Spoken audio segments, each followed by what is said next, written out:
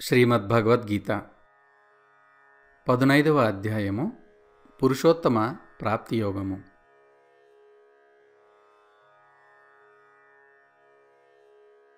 ఫలశ్రుతి. ధర్మయుక్తమైన మన సంవాదరూపమైన ఈ గీతాశాస్త్రమును పఠించువాడు జ్ఞానయజ్ఞము ద్వారా నన్ను పూజించువాడని నా అభిప్రాయము.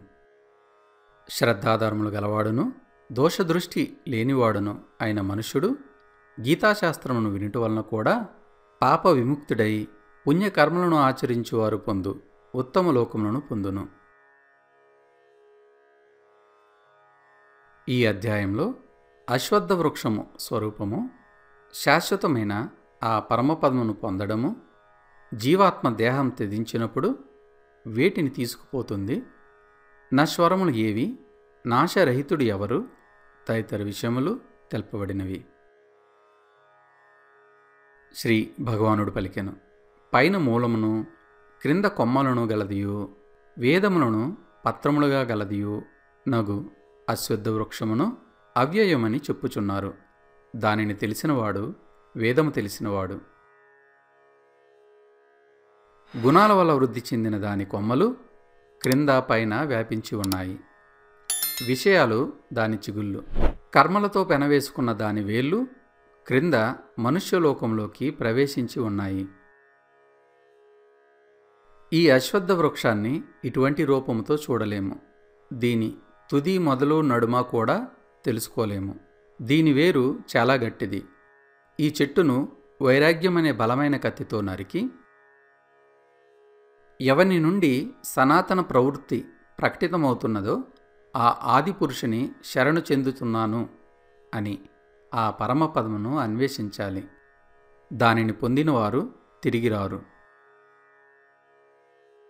అహంకార మోహాలు లేనివారు, ఆసక్తి అనే దోషాన్ని జయించినవారు, నిత్యము ఆధ్యాత్మ చింతన చేసేవారు, కోరికలు తొలగినవారు, సుఖ దుఃఖాలనే ద్వంద్వముల నుండి ముక్తులైనవారు, మూఢులు కానివారు ఆ అవ్యయ పదమును చేరుకుంటారు.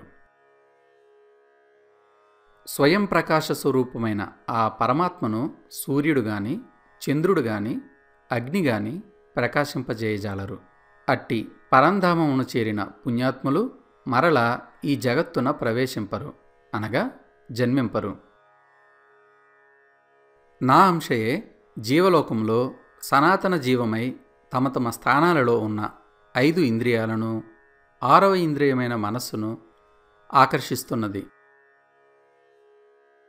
జీవాత్మ శరీరం వదిలి మరొక శరీరం పొందేటప్పుడు గాలి పూల నుండి వాసనను తీసుకువెళ్ళినట్లు ఈ మనస్సును ఇంద్రియాలను తీసుకుని వెళుతుంది. ఈ జీవాత్మ పంచేంద్రియములను మనస్సును ఆశ్రయించి శబ్దాది విషయములను అనుభవించును. వెళుతున్నప్పుడు గాని ఉంటూ ఉన్నప్పుడు గాని గుణాలతో కలిసి అనుభవిస్తున్నప్పుడు గాని మూఢులు చూడటం లేదు. జ్ఞానచక్షువులు కలవారు చూస్తారు. అంతఃకరణ శుద్ధి గల యోగులు తమ హృదయములయందున్న ఈ ఆత్మతత్వమును ప్రయత్నశీలురై తెలుసుకొనగలరు. కానీ అంతఃకరణ శుద్ధి లేని అజ్ఞానులు ఎంతగా ప్రయత్నించియూ ఈ ఆత్మను తెలుసుకొనజాలరు. సమస్త జగత్తును ప్రకాశింపజేస్తున్న సూర్యునిలోనూ చంద్రునిలోనూ అగ్నిలోనూ కాంతిలోనూ ఉన్న తేజస్సు నేనే అని తెలుసుకో. పృథివీయందు ప్రవేశించి జగత్తును నా బలంతో నిలుపుతున్నాను. రసాత్మకమైన సోముడినై ఓషధులన్నిటికీ పుష్టిని కలిగిస్తున్నాను.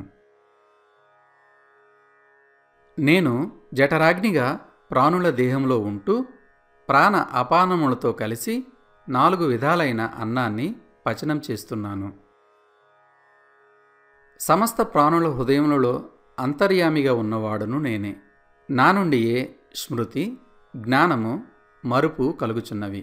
వేదముల ద్వారా తెలుసుకొనదగిన వాడును నేనే. వేదాంతకర్తను వేదజ్ఞుడును కూడా నేనే.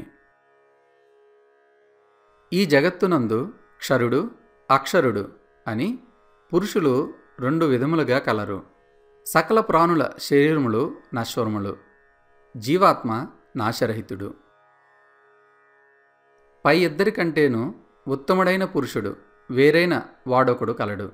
అతడే నాశరహితుడైన పరమేశ్వరుడు, పరమాత్మ. అతడు ముల్లోకముల యందును ప్రవేశించి అందరినీ భరించి పోషించుచున్నాడు. క్షరాన్ని అక్షరాన్ని కూడా అతిక్రమించిన వాడిని నేను. కనుక లోకంలోనూ వేదములోనూ నేను పురుషోత్తముడని ప్రఖ్యాతి పొందాను. భారత, ఎవడు మోహం తొలగి నన్ను ఈ విధముగా పురుషోత్తమునిగా తెలుసుకుంటాడో ఆ సర్వజ్ఞుడు నన్ను సర్వాత్మభావంతో భజిస్తాడు.